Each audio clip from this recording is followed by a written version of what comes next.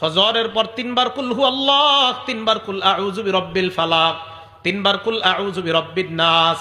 মাগরিবের পর তিনবার কুল হু আল্লাহ, তিনবার কুল আউযু বিরাব্বিল ফালাক, তিনবার কুল আউযু বিরাব্বিন নাস।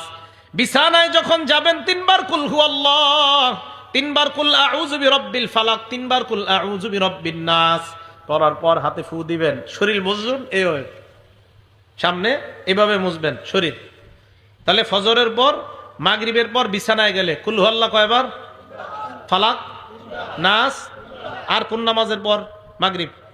ফজর, মাগরিব, বিছানা। বলেন ফজর, মাগরিব, বাকি রইল কয়েকটা নামাজ? জোহর, আসর, এশা। জোহরের পর কুল হু আল্লাহ একবার, কুল আউযু বিরাব্বিল ফালাক একবার, কুল আউযু বিরাব্বিন নাস একবার।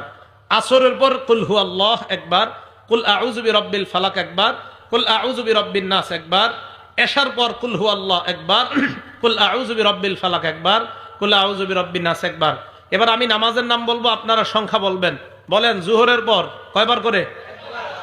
মাগরিবের পর কয়বার করে? ফজরের পর, বিছানায়, এশায় একবার। বাচ্চা যারা তারা তো পারে না, আপনি আমলটা করে বাচ্চার শরীরে ফু দিবেন। একটু পরে বিছানায় যাবেন, বাচ্চারে আপনি ফু দেন। সকালবেলা বাচ্চা স্কুলে যায়, মাদ্রাসায় যায়, মা যারা আছেন আপনারা আপনার বাচ্চাকে এইগুলা পরে ফু দেন। ফু দেওয়ার সময় বাচ্চার মুখ দিয়ে বলান, পরেন আমার সাথে, বিসমিল্লাহ তাওয়াক্কালতু আলাল্লাহ লা হাওলা ওয়ালা কুওয়াতা ইল্লা বিল্লাহ। আপনার বাচ্চারে আপনি মুখ দিয়া বলায়া এটা বলে পাঠান।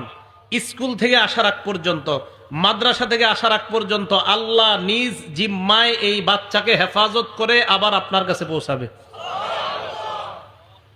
এগুলো আমাদের আমল। তাহলে মনে থাকবে না? তাহলে জাদু থেকে বাঁচার জন্য আমলগুলা করব। আল্লাহ আমাদেরকে তৌফিক দান করেন।